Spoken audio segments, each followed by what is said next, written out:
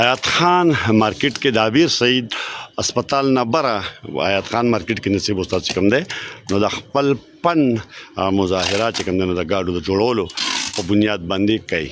السلام علیکم ورحمۃ اللہ وبرکاتہ. جی قدرمن کو دا مخامخ تاسو ګورئ زما ګاډی ولاړ دی او د کې لږ ډېر زیات کار پیدا شو. څه کار خو داسې و چې هغه پکې د هغه ډنټرانو د وجې نه و چې کله به دی ولګېدو نو ما به هغې له بوتلو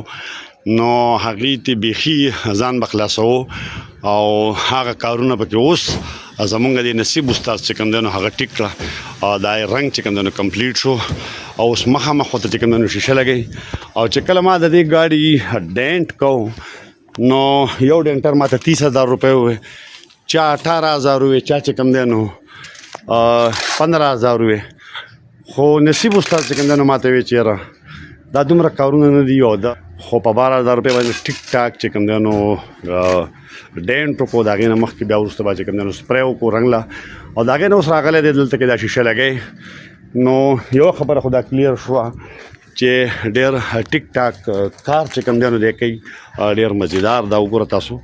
او دا د دغې نه مخکې ما نورو ډینټرانو له هم بوتلی دی خو اوس موږ ته پته ولګېده چې کله موږ کمپلیټ د دې هغه دغه کوو چې یار د هغې نه ډېرې زیاتې غلطۍ شوي دي ډېر زیات څیزونه داسې وو چې هغه هغې پاتې کړي دي زموږ په نظر کې خو به چې کوم شوي خو هغه به شوي نه او پاتې به دا شیشه زما چې کوم دی نو دا ولګېده لګیا دی ګاډی سیټ کوي د دې نه مخکې موږ رنګ کړو. نصیب استاد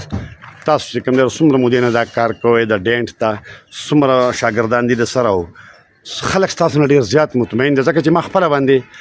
4-5 کسانو کتل خو لکه آخري په تاسو باندې موږ فیصله وکړه هغه زما فیصله چې کوم هغه ټیک وه. جی السلام علیکم اسرار بھائی دلته خو شپږ دي که اووه شاګردان را سره دي او کار ماشاءالله بس ښه اطمیناني سړی اطمیناني کوو دغه کوو بیا هغه کار کوو سړی اطمیناني شي بیا ورته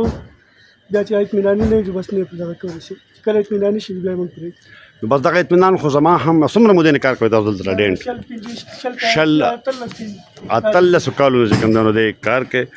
بنیادي طور چې کوم دی نو افغان مهاجر کیمپ چکدره اوسېدونکی دی او دغه کار چې کوم دی زما دا ګاډی دا تاسو ګورئ زه په خپله باندې چې کوم دی نو لکه د ده د کار نه ډېر زیات مطمئن شوم ډېر محنت کوي او چې څه کارونه به کې پاتې وو نو هغه زما او د ده په معاهده کې نه وو لکه چې کومې پیسې زما او د ده شوي وې خو بیا هم هغه کارونه د ما له په دې ګاډي کې وکړل. د نصیب استاد خواته چې کوم دی نو دا فاروق خانم موجود دی د خپلو شاګردانو سره سینیر شاګردان دي عادي د رنګ کار کوي دلته د ده خواته او د رنګ خو بیا صفت مونږ ځکه واورو ګوګې چې ما پې په خپله نه دی کړی خو دغه برکت خان چې کوم دی نو انټیګ راوستی دی جیپ او برکت خان دا ناشنا څیزونه چې کوم دی را پیدا کوي او بیا یې جوړی او بیا یا په کور کې ودرې او یا یې چې کوم دی نو اکثر په ګران قیمت باندې خرڅی نو چې برکت خان دا جیپ راوستی دی انټیګ او دلته یې رنګ کړی دی او دلته یې جوړ کړو د دې دا اندازه لګي چې دلته دا نصیب خان ډینټر او فاروق خان پینټر د دې کار چې کوم دی نو دا ډېر زبردست دی په دغې وجه باندې چې کوم دی نو دلته کې خلک راځي او مستقل یو کاروبار روان دی. زما ګاډی چې کوم دی نو تیار شو الله تعالی دې د بدو سترګو په امان کي او چې د څومره پورې دی جو الله دې ښه ساتي آمین.